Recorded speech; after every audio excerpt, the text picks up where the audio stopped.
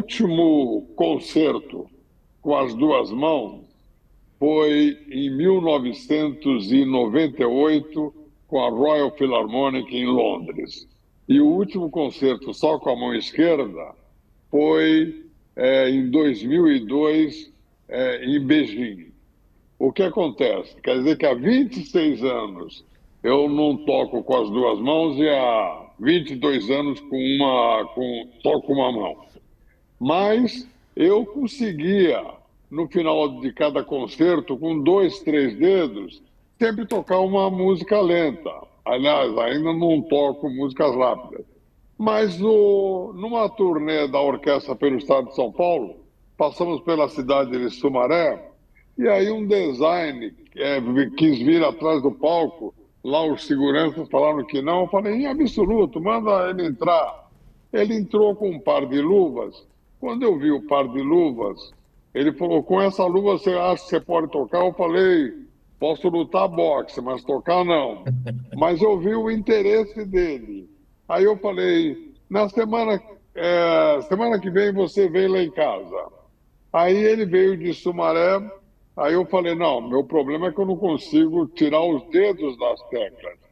Então, ele, baseado na Fórmula 1, ele criou essas luvas que são chamadas luvas biônicas, e com as luvas biônicas, depois de 22 anos, finalmente eu pude encostar os 10 dedos no teclado.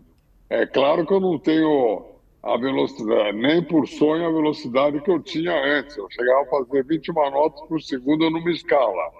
Mas eu pude pelo menos, você não imagina a sensação de encostar os 10 dedos no teclado. E a primeira pessoa que assistiu eu encostar os 10 dedos no teclado foi o meu ex-vizinho, Ricardo Cocho. Aí ele escreveu uma crônica de uma página, e essa crônica, só para você ter uma ideia, Fabiola, saiu em nada mais, nada menos que 140, 150 países. Acabaram saindo uns 6 mil artigos por causa do Ricardo, e foi muito engraçado. Eu estava saindo de casa, tocou a campainha, uma pessoa falou assim, olha, eu queria fazer uma entrevista com você. Eu falei, eu estou de saída, mas vai ser rápido. Aí ele subiu, aí eu fiz a entrevista, tudo acabou atrasando. No final eu falei, olha, como eu gosto de guardar tudo, depois você fala quando vai sair no teu blog. Ele falou, que no meu blog? Se amanhã o New York Times gostar, sai no New York Times em todos os jornais. Eu falei, como? Ele falou, sou correspondente da Associated Press. Eu não sabia. E tudo isso por causa do nosso Ricardo. E a gente tocou no Fabiola, aniversário de São Paulo, que você estreou a luva, lembra? No programa que a gente fez no aniversário da cidade de São Paulo no Teatro Municipal, né? Foi com o público, a estreia da luva com o público, não foi, maestro? Foi, e você fez o velho maestro chorar, o que não é muito difícil. Choramos todos juntos. Vai lá, Jamil. Fabiola, antes de eu fazer a pergunta, só para explicar para quem está nos assistindo, que o Ricardo Couto, obviamente, é citado no livro por tudo isso, né, e por todo o envolvimento dele nesses momentos de reconstrução, se a gente pode colocar aí. Mas, Fabiola, eu tenho uma preocupação muito grande em relação ao livro. Inclusive que o Oliveto, Washington Oliveto, que escreveu a contracapa, meio que sugere ali que eu vou ter problemas. Minha pergunta para o maestro: acabou mesmo, maestro? Ou eu vou ter que, em algum momento, colocar mais um capítulo depois, em alguma edição? O Washington Oliveto, ele na contracapa, ele escreve que essa biografia. Primeiro, ele diz que o livro poderia ser um livro de Gabriel Garcia Marques, o livro do Jamil. E no final, ele diz que a biografia certamente em pouco tempo estará desatualizada, porque o maestro estará aprontando uma das suas e ele acaba dizendo: esse maestro não tem conserto com S. Então, o que eu posso dizer para você?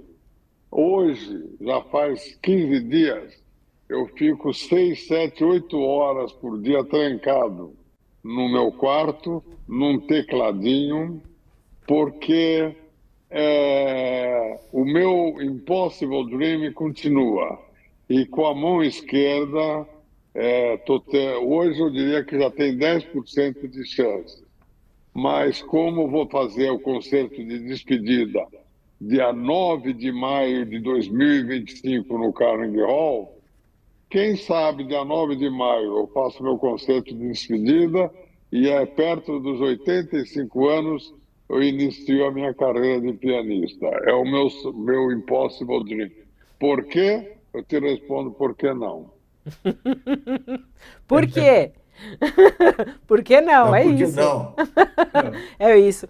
O maestro, eu queria falar um pouquinho sobre o seu pai, né? O Jamil fala bastante aqui no livro e conta sobre a importância do seu pai, né?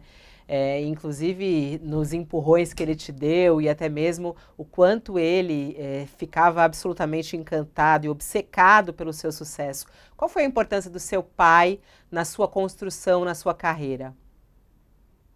Eu diria que tem duas razões.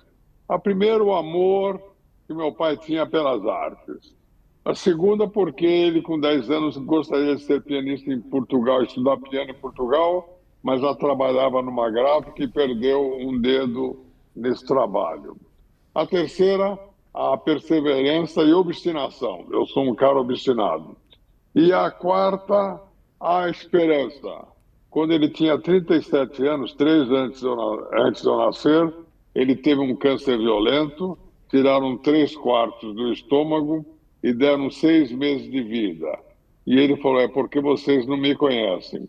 E morreu aos 102 anos de acidente, com 200 sonetos de cor na cabeça.